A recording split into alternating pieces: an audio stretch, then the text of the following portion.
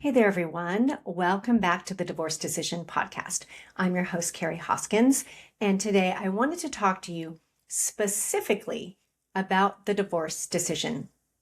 If you are like most people, you probably think about the decision to divorce or not is very like binary. You probably think about it in black and white terms, okay? It has two answers, stay or go.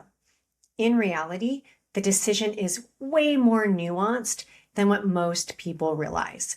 When you're questioning or considering what you want to do about your marriage, what you're really asking is, which version of staying or leaving am I choosing? So this is the question that I want you to kind of, keep in the back of your mind. Which version of staying or leaving do I want to choose? So what I'm going to do today is just give you a very general and broad overview of 5 different options that you actually have when considering whether to stay in your marriage or leave it. Okay, now I am in the future going to be doing an entire episode on each one of these options so that I can talk about it in more depth. But to stay 20 minutes or under, which is my goal, really what I'm going to do is just give you a down and dirty overview. Okay. So option number 1, you have the option to stay in your marriage and accept it as it is.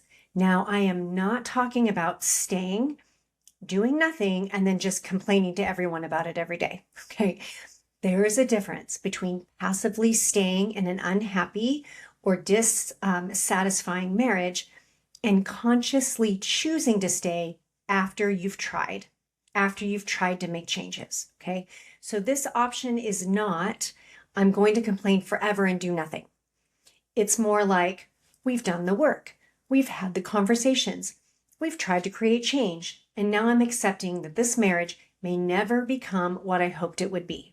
That is a very different kind of staying. For a lot of people, I kind of think that this becomes a form of quiet resignation. Right? You stop pushing for change. You stop bringing up the same stuff over and over again. You may simply decide that the cost of divorce is too high, maybe emotionally, financially, spiritually, relationally, maybe because of family, whatever it is, right? It's just not worth it. Okay. Now, it does not mean that you're necessarily thrilled with the marriage if you choose it. It doesn't mean that the marriage is suddenly fulfilling.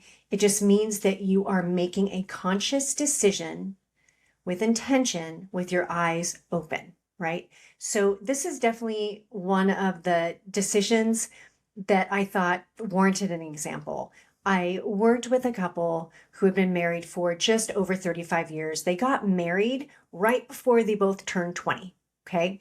The husband was questioning the marriage and contemplating divorce. He wanted more. He wanted more from the marriage. He wanted more vulnerability, more emotional intimacy.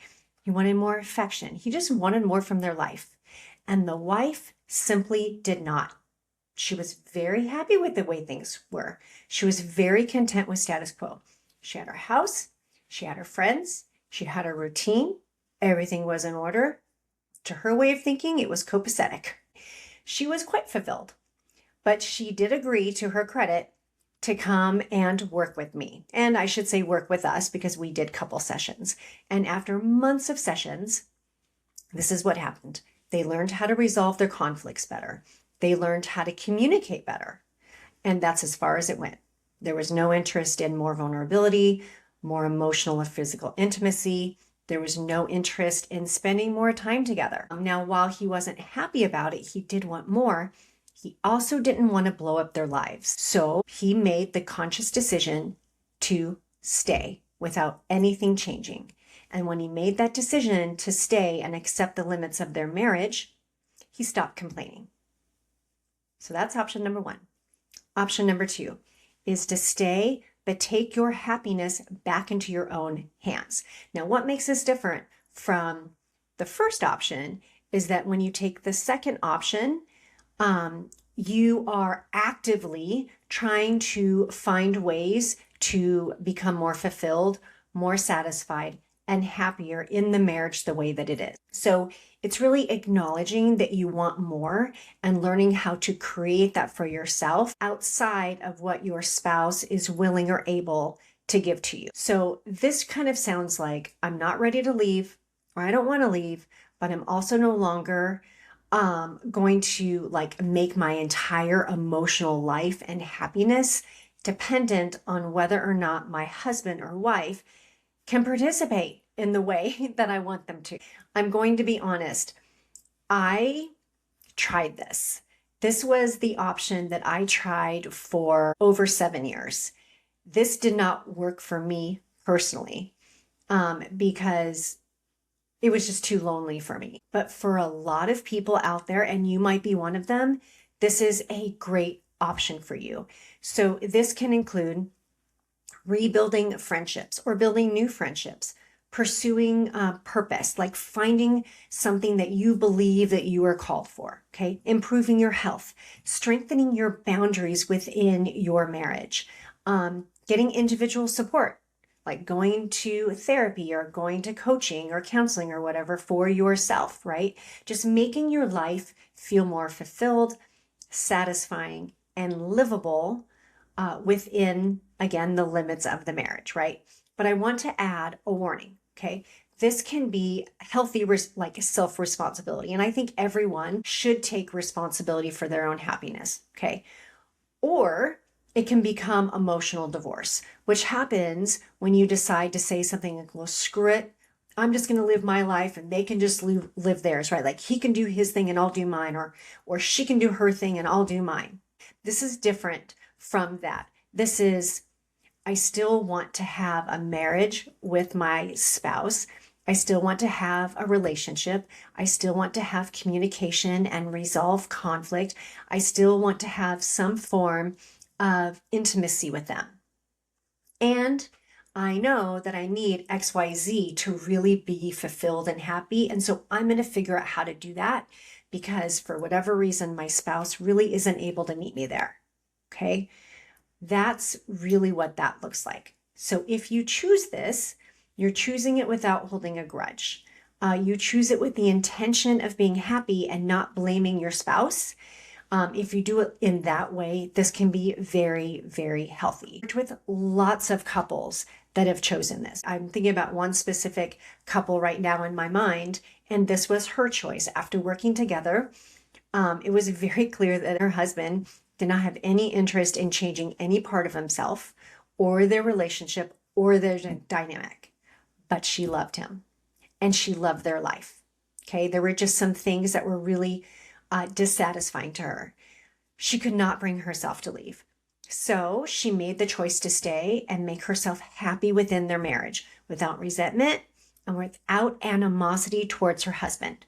So it was less of a resignation and more of a, I know I can choose to leave, but I'm choosing to stay and make myself happy without expectations of anything deeper in our marriage.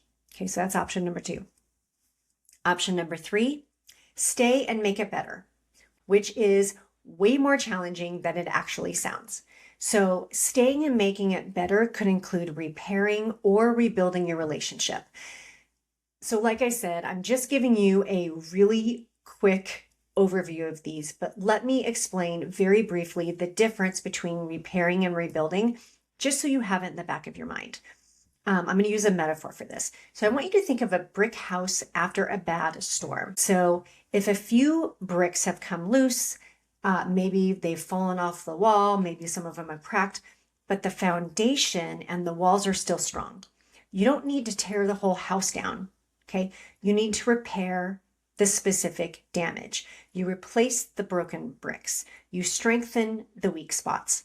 That's repair. So repair in marriage can occur when the relationship still has enough responsiveness and commitment to each other. When you still have enough like emotional access to each other and emotional connection with each other. When you still have enough desire to work on some very specific issues that are happening or have happened in the marriage. So repair might mean learning how to communicate differently, apologize well. It may mean learning how to resolve conflict better, rebuild daily connection, maybe address some things that have like really hurt you in the past, that stuff was never dealt with or cleaned up, right? Or repair might look like changing habits that are creating distance, okay? So basically, repair can happen when your marriage needs a few tweaks, but the foundation is still strong enough for you to work with. Now, rebuilding, this is entirely different. Rebuilding happens when a tornado takes out the entire house, right? You cannot simply put a few bricks back in and have everything okay. Rebuilding is for those couples where something much deeper has eroded, when something much deeper has happened. Maybe there's been a fracture in the trust. The friendship is gone. The emotional safety is gone. Maybe there's no more respect between the two spouses. Maybe you've lost the sense that you are a part of the same team. Okay, so rebuilding may involve healing betrayal, addressing long-standing resentment, changing destructive communication patterns and behavioral patterns within your marriage. It may look like rebuilding trust over time. It's basically creating a very different version of the marriage, okay? So rebuilding means not just going back to the way things were with a few tweaks. It means if this marriage continues, it's going to be something completely different and completely new. Option 4 is to separate, but not divorce yet. And so this would be what I would consider a trial separation, or it's also called a therapeutic separation. So I guess I kind of need to define for you. A trial separation is literally when people are like, well, I just need some space. Okay, I don't necessarily think I need some space, let's do a trial separation isn't necessarily the most helpful or healthy way to go about it. I think a therapeutic separation is a much better way to go for multiple reasons, which I will talk about in the future. But a therapeutic separation is more structured. It's intentional, where the couple lives apart for a specific set period of time. And the purpose is not just to like slowly drift into divorce. The purpose is to create space to lower the emotional intensity within the relationship and decide more clearly what needs to happen moving forward. It's different from a vague, we need space. It has rules, it has goals, and it has a game plan. And so this is a really good option where there's a lot of conflict, and where, there's potentially a lot more going on underneath the surface, where you quite literally need space and distance from each other.